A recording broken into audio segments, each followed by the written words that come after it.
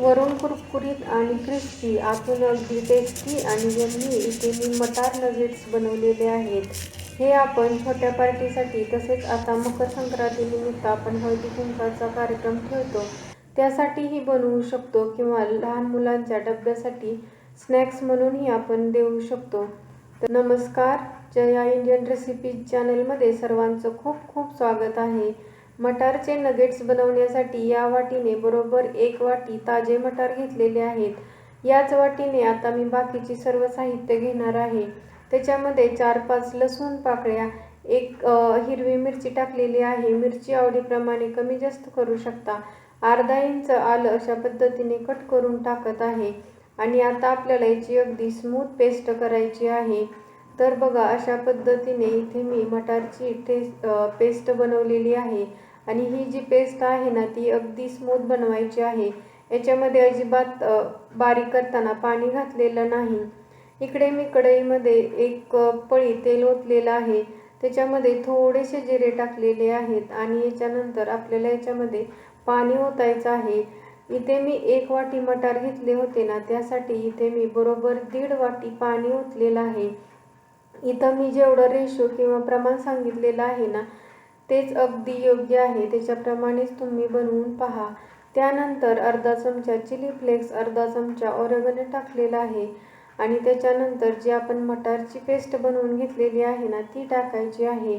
ऑरेगनो आणि जर chilli flakes तुम्हाला टाकायचे नसतील तर नाही टाकले तरी चालतील, पण एकदा असे टाकून बघा, अगदी छान अशी याची टेस्ट लागते. आता ही जी मटारची पेस्ट आहे ना, ही छान अशी मिक्स करून घेतलेली आहे.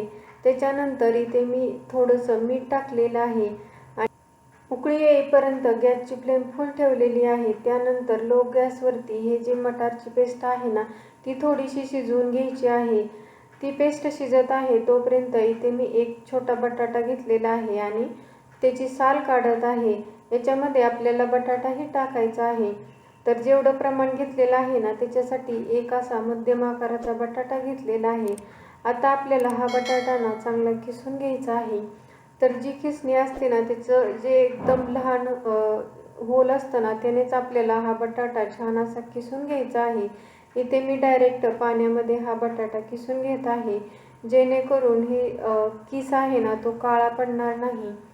तर बघा, अशा पद्धतीने हा बटाटा छान असा मी किसून घेतलेला आहे. आता हा जो किस आहे ना, तो आपल्याला हलक्या हाताने असं चोळून धुवायचा आहे. म्हणजे याच्यामध्ये भरपूर प्रमाणामध्ये स्टार्च असतो ना, तो निघून जातो. आणि हा जो किस आहे ना, तो अशा पद्धतीने हातात घेऊन आपल्याला हा छान असा पिळून घ्यायचा आहे. म्हणजे याच्यातलं जे पाणी आहे ना, ते खाली निथळून जातं. बटाट्याचा किस टाकला की आपल्याला छान असं या मिश्रणामध्ये मिक्स करून घ्यायचं आहे. आणि आता आपल्याला बटाट्याचा किसही शिजवून घ्यायचा आहे. त्याचबरोबर जी मटारची पेस्ट आहे ना, तीही छान अशी शिजवून घेऊया. म्हणजे काय होईल, सर्व जी टेस्ट आहे ना, ती या मिश्रणामध्ये येईल. बटाट्याचा किस अगदी बारीक किसणीने किसला असल्यामुळे याला फार काही वेळ लागत नाही. तर बघा, 2 मिनिटे छान असं हे सर्व मिश्रण आहे ना, ते मी कमी गॅसवरती शिजवून घेतलेलं आहे. 1 ते 2 मिनिटांनी इथे बघा, हे जे मिश्रण आहे ना, ते अशा पद्धतीने दिसत आहे. याच्यातली मटारची पेस्ट आणि बटाटाही छान असा शिजलेला आहे आणि सर्व साहित्य एकजीव झालेलं आहे. त्यानंतर 1 वाटी इथे मी बारीक रवा टाकत आहे. जर तुम्हाला याच्यामध्ये रवा टाकायचा नसेल तर तुम्ही याच्याऐवजी तांदळाचं पीठही टाकू शकता. त्यानेही हे नगेट्स आहेत ना, ते छान क्रिस्पी बनतात. आता गॅसची फ्लेम कमीच ठेवायची आहे आणि कमी गॅसवरती हे मिश्रण छान असं मिक्स करायचं आहे. रवा या मिश्रणामध्ये व्यवस्थित मिक्स झाला पाहिजे आणि कमी गॅसवरतीच आपल्याला हे कंटिन्युअसली असं मिक्स करत राहायचं आहे आणि हलवत राहायचं आहे. आता हळूहळू याच्यातला जो रवा आहे ना, तोही हलकासा शिजला जातो. त्याचबरोबर हा जो गोळा आहे ना, तो अगदी परफेक्ट बनतो. म्हणजे हा गोळा तयार होतो आणि तो कढईपासून वेगळा व्हायला सुरुवात होते.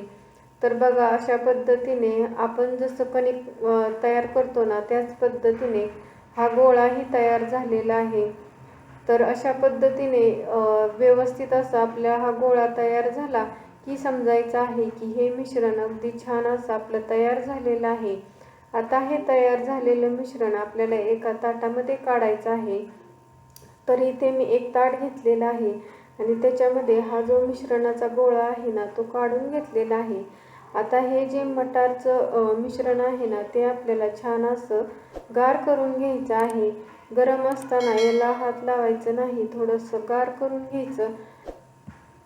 थोड्या वेळानंतर हे जे मिश्रण आहे ना ते थंड झालेलं आहे.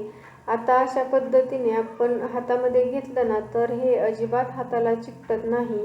म्हणजे आपलं हे मटार नगेट्ससाठीचं मिश्रण अगदी परफेक्ट तयार झालेलं आहे.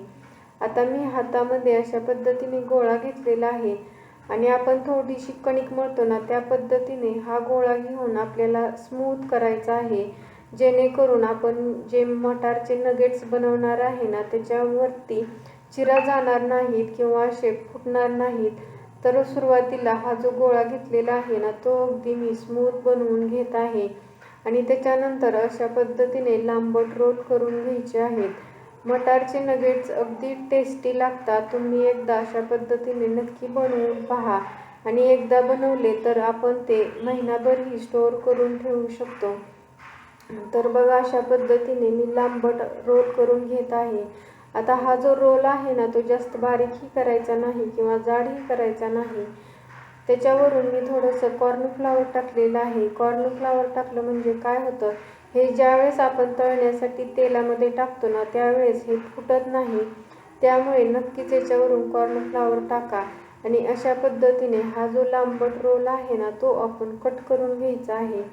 तर मटारचे नगेट्स अशाच पद्धतीने थोडेसे लहानच आकारामध्ये असतात. तर बघा अशा पद्धतीने हे मटारचे नगेट्स इथे मी कट करून घेत आहे आणि राहिलेलेही मटारचे नगेट्स मी अशाच पद्धतीने बनवून घेणार आहे. आणि बघा अशा पद्धतीने मी कट करून झाल्यानंतर याच्या ज्या साईड आहेत ना त्याही आपल्याला स्मूथ करून घ्यायच्या आहेत. कारण तर जर अशाच ठेवल्या ना तर तळल्यानंतर याचे आकार आहे ना तो व्यवस्थित दिसत नाही. त्यामुळे याच्या दोन्ही बाजूही आपल्याला अगदी अशा पद्धतीने व्यवस्थित करून घ्यायच्या आहेत, म्हणजे आकारही छान दिसतो. आता बघा अशा पद्धतीने व्यवस्थित असे मी आकार देऊन घेत आहे आणि राहिलेलं जे मिश्रण आहे ना त्याच्यापासूनही मी अशाच पद्धतीने हे मटारचे नगेट्स बनवून घेणार आहे. आता इथं मी जेवढं मिश्रण घेतलेलं होतं ना त्याच्यामध्ये भरपूर मटारचे नगेट्स तयार होतात. तुम्ही आता मकर संक्रांतीच्या हळदी कुंकाच्या कार्यक्रमासाठीही अशा पद्धतीने हे मटारचे नगेट्स बनवू शकता. तसेच मुलांना छोटी मोठी भूक लागते त्यावेळेसही हे मटारचे नगेट्स बनवू शकता. आता मी सर्वच मिश्रणापासून हे मटारचे नगेट्स बनवलेले आहेत. अगदी सुंदर दिसत आहेत. हे असे तयार करून घेतलेले मटारचे नगेट्स आपण हवाबंद डब्यामध्ये 1 महिनाही स्टोअर करून ठेवू शकतो.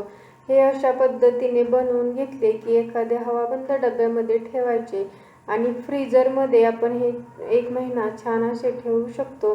फ्रीजरमध्येच ठेवायचे आहेत, फ्रीजमध्ये नाही. फ्रीजरमध्ये ठेवले तर ते 1 महिना आरामात राहतात. ज्यावेळेस आपल्याला हे मटारचे नगेट्स तळायचे असतील ना त्यावेळेस फ्रीजरमधून काढून रूम टेम्परेचरवरती होऊ द्यायचं आहे आणि त्याच्यानंतर आपण हे मटारचे नगेट्स तळून घेऊ शकता. आता मी एवढे हे फ्रीजरमध्ये ठेवण्यासाठी काढलेले आहेत आणि जे राहिलेले आहेत ना ते मी तुम्हाला तळून दाखवणार आहे. तळतानाही काही टिप्स लक्षात ठेवायच्या आहेत. तर इकडे मी गॅसवरती कढई गरम करून घेतलेली आहे आणि त्याच्यामध्ये तळण्यासाठी तेल टाकलेलं आहे. मटारचे नगेट्स तळण्यासाठी तेल मध्यम गरम करून घ्यायचं आहे आणि हे नगेट्स तेलामध्ये टाकले की लगेच याला हलवायचं नाही. हे छान असं सेट झाले की 1-2 मिनिटांनी हे नगेट्स आपल्याला हलवून तळून घ्यायचे आहेत.